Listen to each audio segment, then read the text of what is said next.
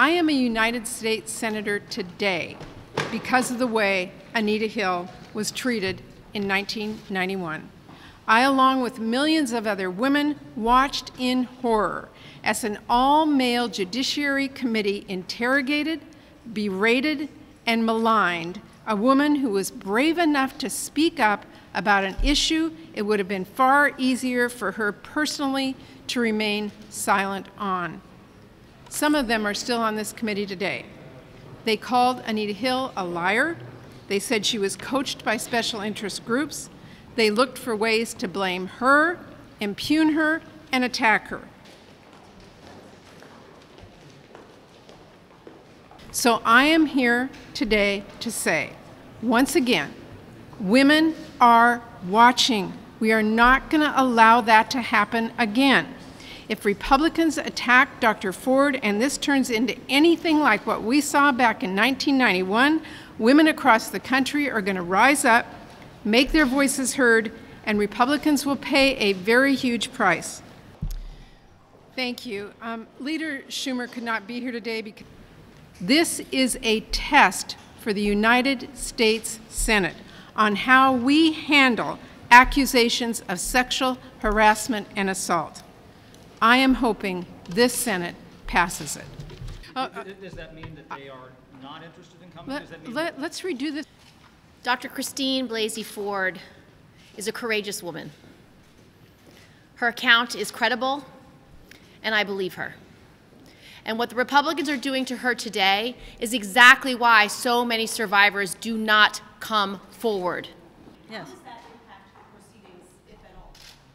This should not be incumbent on the women of the United States Senate to carry the day in terms of understanding issues and understanding how you give people dignity in the process. Everybody should understand that. Thanks, guys. Have committee Democratic staff members And by the way, talk? and I'm not going to give, and I don't think the American public will give anyone an excuse for being uninformed or ignorant of the issues that are at play because they happen to be a man.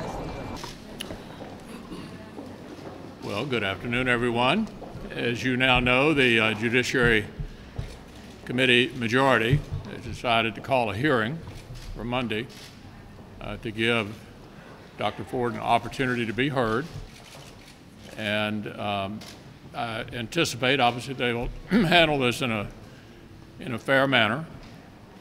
It is still disturbing, however, to think about the way in which this is developed right at the end.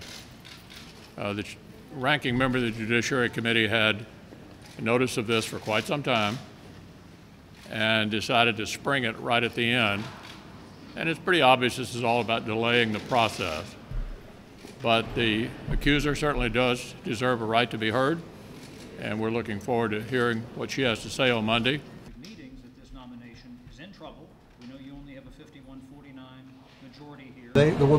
We don't want this to be a three-ring circus.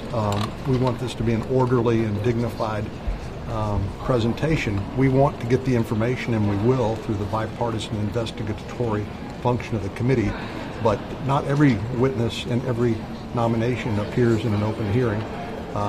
Here, of course, the reason we're doing this is extraordinary because we weren't alerted as to the accuser's identity until after the hearing. So this is mainly an opportunity to accommodate her, and we look forward to giving her a chance to tell her story. Do you think her allegations are credible? Does she sound credible to you, sir? I don't know how you judge that until you have the hearing. Do Republicans have a plan B? That's what the hearing is for. Are you open to any additional